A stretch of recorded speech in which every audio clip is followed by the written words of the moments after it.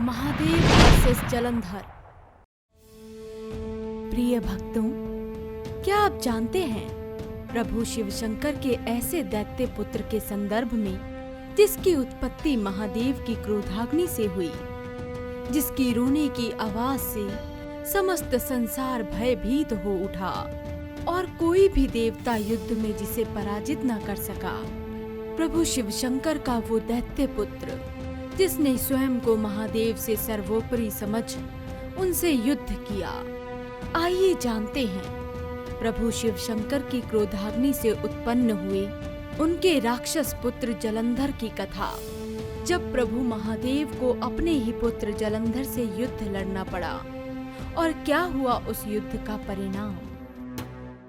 पौराणिक कथाओं के अनुसार एक बार इंद्रदेव गुरु बृहस्पति के साथ महादेव के दर्शन करने हेतु कैलाश पर्वत जा रहे थे। तभी महादेव इंद्रदेव की परीक्षा लेने हेतु एक साधु का रूप धारण कर उनके मार्ग में साधना के लिए बैठ गए। हे ऋषिवर, आप कौन हैं? परंतु महादेव ने इंद्रदेव की परीक्षा लेने हेतु उन्हें उनके प्रश्न का कोई उत्तर नहीं दिया। ये देखकर इंद्रदेव को अत्यधिक क्रोध आ गया। उन्होंने अपने शस्त्र से महादेव पर प्रहार करने का प्रयास किया। इंद्रदेव को ऐसा करता देख महादेव अत्यंत क्रोधित हो उठे और उनकी क्रोधाग्नि के कारण उनके नेत्र लाल हो गए। ये देखकर गुरु बृहस्पति को ये ज्ञात हुआ कि ये साधु के रूप में कोई और नहीं बल्कि स्वयं महादेव हैं। क्षमा कीजिए महादेव, मैं आपसे विनती करता हूँ प्रभु, आप कृपया इंद्रदेव को उनकी गलती के लिए क्षमा करें महादेव। हमसे भूल हो गई महादेव, कृपया हमें क्षमा करें। आप कृपया अपनी क्रोध अग्नि से हमें दंडित ना करें प्रभु। महादेव ने गुरु बृहस्पति की विनती सुनकर अपनी क्रोधाग्नि को एक समुद्र में विलीन कर दिया और इंद्रदेव को क्षमा कर दिया। परंतु महादेव की क्रोधाग्नि से समुद्र में एक बालक की उत्पत्ति हुई, जिसके रोने की आवाज से समस्त संसार भयभीत हो उठा। सभी देवतागण इस समस्या के समाधान हेतु ब्रह्मा जी के पास पहुँचे। तब ब्रह्मा जी उस बालक को शांत कराने हेतु उसके पास पहुँचे। ब्रह्मा जी ने जब उस बालक को अपने हाथों में लिया, तब उस बालक ने ब्रह्मा जी के गले को बहुत अधिक बल से अपनी हथेलियों में जकड़ लिया, जिस कारण ब्रह्मा जी के नेत्रों से जल बह निकला। तुम्हारे बल से मेरे नेत्रों से आंसू बह निकले, इसलिए आज से तुम्हें ये संसार जलंधर के नाम से जानेगा। तुम्हारे उत्पन्न होते ही युवा होने के कारण तुम महापराक्रमी हो जाओगे और कोई भी देवतागण तुम्हें पराजित ना कर सकेगा।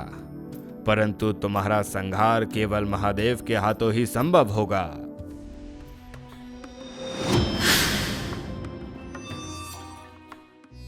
कुछ समय पश्चात जलंधर का विवाह राक्षस कालनेमी की पुत्री वृंदा से संपन्न हुआ।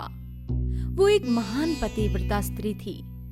उसके पतिव्रत धर्म के कारण जलंधर और अधिक शक्तिशाली हुआ और उसे अपनी शक्तियों पर बहुत अहंकार हो गया।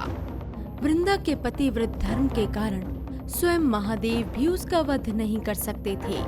इस अहंकार से वो अत्यधिक अहंकारी और दुष्ट हो गया। पौराणिक कथाओं के अनुसार एक बार जलंधर ने अहंकार में आकर देवराज इंद्र पर आक्रमण कर दिया, परंतु देवराज इंद्र जलंधर को परास्त करने में सक्षम न हो सके और जलंधर का क्रोध और अहंकार और अधिक बढ़ गया और वो इंद्रदेव को खोजते हुए स्वर्गलोक पहुंच गया। जलंधर को वहां आता देख देवराज इंद्र और सभी देवतागण सहायता हेतु प्रभु श्री विष्णु के पास पहुँचे। हे प्रभु, आप हमारी सहायता करें, उस असुर जलंधर से हमारे प्राणों की रक्षा करें प्रभु। आप सभी बिल्कुल भी चिंतित ना हो, मैं अवश्य ही आप सभी की सहायता करूंगा। विष्णु जी अपने वाहन गरुड़राज पर सवार होकर असुर जलंधर का वध करने के लिए प्रस्थान करने लगे। परंतु तभी माता लक्ष्मी जी ने उनसे कहा, हे स्वामी, जलंधर मेरे भ्राता हैं। हम दोनों की ही उत्पत्ति जल से हुई है। यदि आपको मुझसे तनिक भी स्नेह है तो आप मेरे भ्राता का वध नहीं करेंगे? देवी लक्ष्मी, आपके भ्राता जलंधर ने अधर्म के मार्ग को अपनाया है और वो देवताओं को हानि पहुंचा रहा है।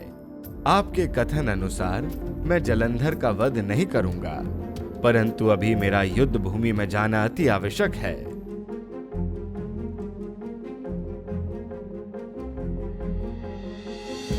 इसके पश्चात प्रभु विष्णु जलंधर के हितैषी बन उनको समझाते हैं। जलंधर, तुम महादेव की क्रोधाग्नि से उत्पन्न हुए और स्वयं को उनसे सर्वोपरि समझ रहे हो। तुम महादेव से क्षमा याचना करो और उनकी शरण में चले जाओ। कदापि नहीं। मैं जलंधर तीनों लोकों का स्वामी हूँ। कोई भी मुझसे सर्वोपरि नहीं। इसके पश्चात जलंधर और प्रभु विष्णु जी के बीच भयंकर युद्ध होता है, परंतु उस युद्ध का कोई परिणाम नहीं निकलता। प्रभु श्री विष्णु जलंधर पर प्रहार करते हैं, परंतु ब्रह्मा जी द्वारा मिले वरदान और वृंदा के पतिव्रत धर्म के कारण विष्णु जी के प्रहारों से उसे कोई क्षति नहीं पहुंचती और वो पुनः जीवित हो उठता है। स्वयं नारायण के प्रहार भी इस दुष्ट पर विफल हो रहे हैं। अब तो स्वयं हमें ही इस दुष्ट का वध करना होगा। हे देवी, तुम तो अति सुंदर हो। मैं तो तुम्हें देखकर स्तब्ध रह गया।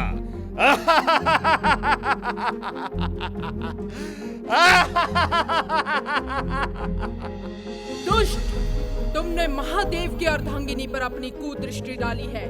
मैं तुम्हारा अंत कर दूंगी। तुम मेरा वध करोगी?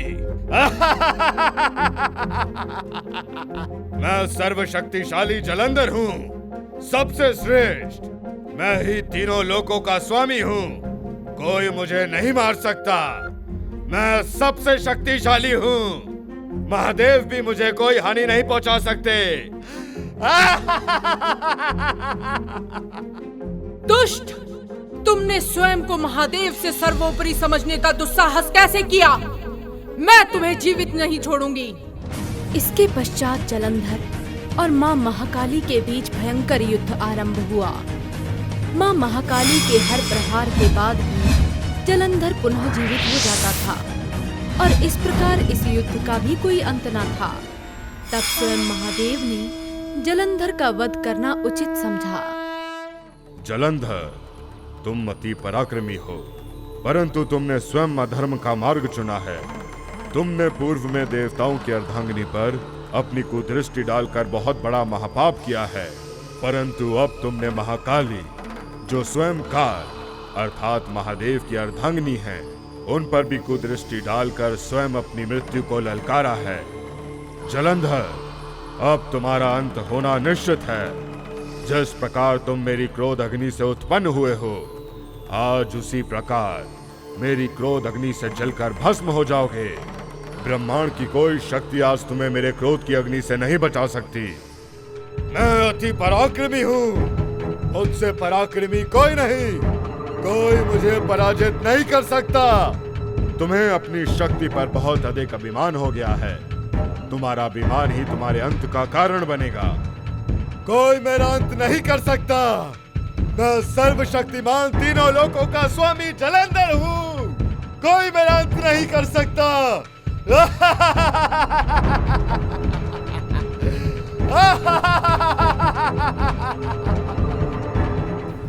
महादेव और जलंधर के बीच महाप्रलयकारी युद्ध का आरंभ होता है। महादेव और जलंधर के बीच बहुत देर तक युद्ध चलता है। महादेव उस दुष्ट पर अनेकों बार प्रहार करते हैं, परंतु महादेव उस दुष्ट का वध करने में असफल रहते हैं, क्योंकि जलंधर की अर्धांगिनी वृंदा के एक महान पतिव्रता स्त्री होने के कारण वो सुरक्षित होता है और उसे कोई मार नहीं पाता। इस दुष्ट का अंत तो केवल हमारे हाथों ही संभव है, किंतु हम इसका वध क्यों नहीं कर पा रहे हैं? महादेव, जलंधर की अर्धांगिनी वृंदा एक महान पतिव्रता स्त्री है। इसके इस पतिव्रत धर्म होने के कारण कोई जलंधर को हानि नहीं पहुंचा सकता है। हमारा उसकी अर्धांगिनी वृंदा के पतिव्रत धर्म को भंग करना अति आवश्यक है। अन्यथा आप उसका वध करने में असक्षम होंगे। आपने उचित कहा नारायण, परंतु जलंधर की अर्धांगिनी वृंदा का पतिव्रत धर्म भंग करना किस प्रकार संभव है? हे महादेव, सृष्टि के कल्याण हेतु जलंधर का वध करना अति आवश्यक है। इसलिए हम स्वयं अपनी माया से वृंदा के पतिव्रत धर्म को भंग करेंगे। भगवान विष्णु स्वयं जलंधर का रूप धारण कर जलंधर के महल में प्रवेश करते हैं। वृंदा भगवान विष्णु को जलंधर समझकर उनके साथ पत्नी जैसा व्यवहार करने लगती है, जिस कारणवश उनका पतिव्रत धर्म खंडित हो जाता है। वृंदा का पतिव्रत धर्म खंडित होते ही जलंधर कमजोर पड़ गया।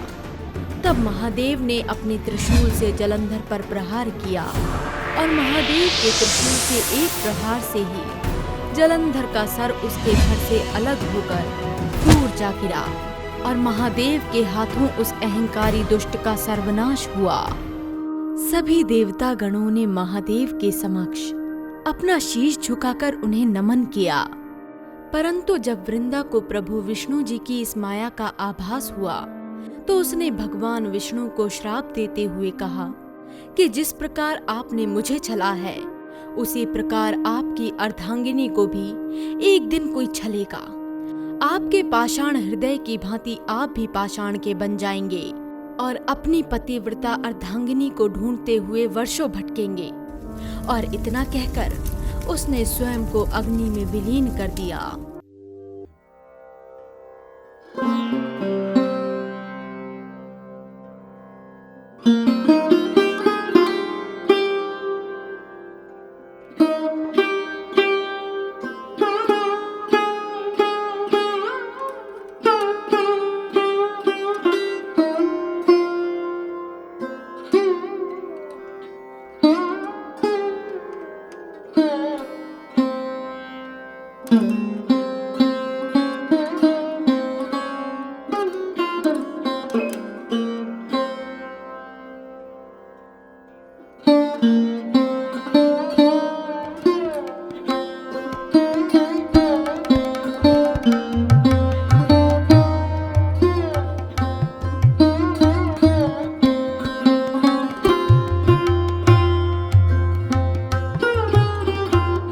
करें।